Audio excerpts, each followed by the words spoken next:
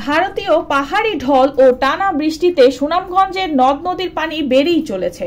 পানি বাড়লেও আপাতত বন্যার কোনো শঙ্কা নেই।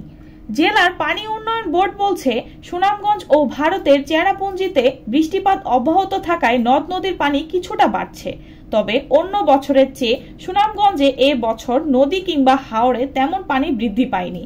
গত 24 ঘন্টায় জেলায় বৃষ্টিপাতের পরিমাণ কমেই এসেছে। বুধবার বিকেল পর্যন্ত জেলায় 3 মিলিমিটার বৃষ্টিপাত রেকর্ড করা হয়েছে। পাশাপাশি এ জেলার সুরমা নদীর পানি এখনো বিপদসীমার 92 সেন্টিমিটার নিচে রয়েছে। সুনামগঞ্জ পানি উন্নয়ন বোর্ডের নির্বাহী প্রকৌশলী মামুন হাওলাদার বলেন, সুরমা, কুশিয়ারা, জাদুকাটা সহ সব নদ নদীর পানি দ্রুত বৃদ্ধি পাচ্ছে।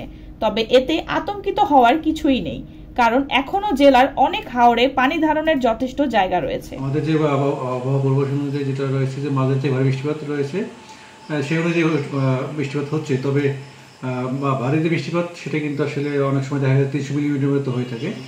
নদীর পানিগুলো হাওরে প্রবেশ করবে, সেক্ষেত্রে যে আমাদের আগমন বা ফ্লাডের আশঙ্কা সেটা এই মুহূর্তে আমরা আশা করছি না।